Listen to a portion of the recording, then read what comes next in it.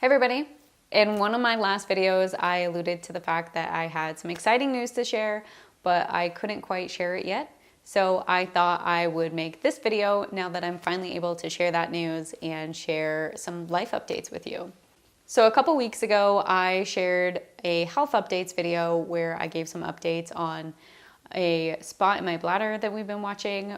It doesn't look like cancer and isn't causing any immediate problems right now, so we're just keeping an eye on things. But you can check out my health updates in that video. This video, I just wanted to go through some of my life updates, which are kind of all in the cancer advocacy space. Many of you already know if you've watched my other videos or follow me on any of my other platforms. After I was diagnosed and didn't exactly have the best prognosis, once I made it to a surgery that kind of changed all of that for me, I really wanted to dedicate that time I'd been given to giving back to other patients as much as possible. I've been doing the majority of my advocacy efforts in my free time. I donate everything that I make from social media, including everything that I make from YouTube, to research for rare cancers. So I've always had a day job that pays all my bills, and then anything that I do in the advocacy space, I donate or just do for free to give back as much as I possibly can. I started my own nonprofit at the beginning of this year and am working on funding a grant for chromophobe kidney cancer. I also have a podcast that I co-host with another patient and a radiation oncologist. We basically have candid conversations around cancer, and we are currently doing a series on radiation right now, kind of talking through radiation, explaining what it is, and kind of any misconceptions that we had along the way or questions that we had. Julie actually had radiation, and Matt, or Dr. Spraker, the radiation oncologist on our podcast, was her radiation oncologist through her treatment. And so it's actually a really cool and interesting dynamic to be able to kind of have these really candid conversations around it. So feel free to check out that if you would like to. Again, it's called Oncology Unscripted, and that's a podcast that I've been working on in my free time as well. I also have built several websites and applications and tried to help consolidate resources for rare cancers. So I am very passionate about this stuff, and I feel so lucky and grateful to be here and feel as well as I do. I have spent a lot of my free time doing this because I actually really enjoy doing it. I remember how difficult things were for me as a patient, and I really want to make that easier or better for other patients. So the exciting news that I have to share is that I'm going to join the Rare Cancer Research Foundation. And so I'll be able to do this professionally as well as kind of just as part of my regular advocacy efforts. I literally do not think that there could be a better fit professionally for me. I met the Rare Cancer Research Foundation at ASCO this year, which is the largest oncology conference that happens in Chicago each year. I had a meeting with them. I was sharing some of the things that I was working on with my nonprofit to try to help move research forward, and some of the hurdles that just rare cancers face in general, and some of the ways I was really passionate about trying to find ways to solve those problems. And that eventually turned into a job offer. Obviously, having a rare cancer myself, it's something I'm super passionate about. And all of the same visions and things that I have been trying to do personally align with exactly what they are trying to do, so it could not be a better fit. I'll share kind of just one example of what that is to give you an idea of some of the things that they work on. And the thing that I kind of immediately gravitated to with them was pattern.org. And basically what Pattern is it allows patients to donate their tumors from surgery, for example, to institutions that are researching that cancer. So one of the big hurdles in studying rare cancers is having models to be able to do the research with. And one of the hurdles to establishing models is access to those types of tumors, because they may not find out that a patient has a rare cancer until it has been removed and tissue isn't fresh enough to make a model of at that point, or the patient may be having a surgery at an institution that doesn't study the cancer. So it can be really difficult to make models of the cancer in order to be able to do the research on it.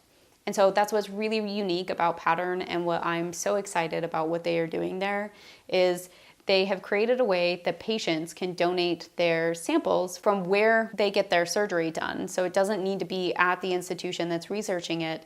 It can be at a hospital near them, and their tumor can be donated to an institution studying it. They have a process to be able to get the sample to the institution studying it fast enough that the sample is still fresh so that they can use it. And the reason why this is really kind of near and dear to my heart is because this is something that was really important to me as I was going through surgery as well. So I had my surgery done at the National Cancer Institute, and that meant I knew my tumor was going to be used for research or they would keep it for research. Because you have to be enrolled in a research protocol in order to be a patient at the NIH. And that was really important to me as a patient because even though I knew that research probably wouldn't ever impact me one day, it was the thought that something this terrible could have something good that came out of it. There's really not a whole lot I can control about my own cancer, but the idea of being able to give back and hopefully be able to move research forward or help somebody else one day really meant a lot to me and is something that was really important to me. And I know that it's not just me that this is important to.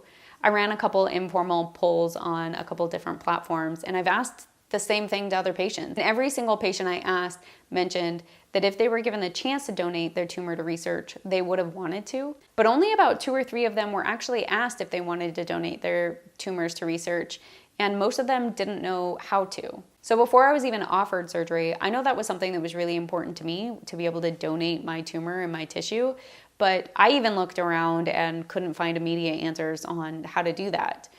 There's so many other things that patients have to worry about when they initially get diagnosed. Trying to figure out how to do that shouldn't be one of them. So that's why Pattern and what they're doing at the Rare Cancer Research Foundation is so important to me, is because they're taking the burden out of that for patients. They're giving them a way to be able to donate their tissue, and they make it super easy for them. They basically can sign up and consent online, and then the rest is kind of just taken care of for them. So I'm super excited to join the team and about the ways that this has the potential to move research forward for rare cancers, and also super excited about the opportunities that this will give to patients to be able to give back in the way that many of them want to. So anyways, I won't ramble on about that anymore. Basically, I start on Monday and I couldn't be more excited. So that was the exciting news and life update that I had to share. I'll keep y'all posted on how the new job goes and everything that I'm doing there. I'm also still doing lots of advocacy efforts outside of that, just in my free time. So I'm super excited to share all of those things with you all. Feel free to follow me on all of the other platforms where I share a lot more of this content in general and a lot of the advocacy stuff that I am doing around it. I've also finished my memoir and I've uploaded the first chapter, which is the sample chapter, here on YouTube. So feel free to check that out. I would love to hear your feedback on any thoughts that you have. I am donating 100% of my proceeds from that book to research. So I will include a link below to katiekickscancer.com. You can sign up there to be notified when the book is released. Any signups there really do mean the world to me because it helps me get this book out in the world and hopefully helps make an impact for research that way as well. So thank you again for all the support you all have always shown me. It means the world to me. I feel so incredibly grateful to be here and to be feeling as well as I do. And I can't wait to start this new job and to continue to give back as much as I can. So there are the updates. Thank you again for watching, and as always, like, subscribe, do the things. I used to hear people talk about what they would do if they were diagnosed with cancer. Usually some variation of quitting their job and jet-setting across the world. I used to think that'd be me too. But instead, after 2.5 years with a stage 4 cancer diagnosis, I'm interviewing for my dream job instead. Let's see how this pans out. My keyboard, it's gross, and I don't want them to know that my keyboard is gross, so I am clearing it off. The coffee straw. Clearly off to a great start. So, how'd I end up here? A couple months ago, I flew to Chicago to attend the largest oncology conference in the world. I was quite intimidated, but met so many incredible people. 2 of those people who completely blew me away with what they were working on happened to be in here, which eventually led to me being here, on a plane, flying across the country to meet the team. When I was diagnosed a couple years ago, I kind of thought my life was over. And I didn't have a great prognosis. But all of that changed about 6 months in, when a team of doctors decided to take a chance on me.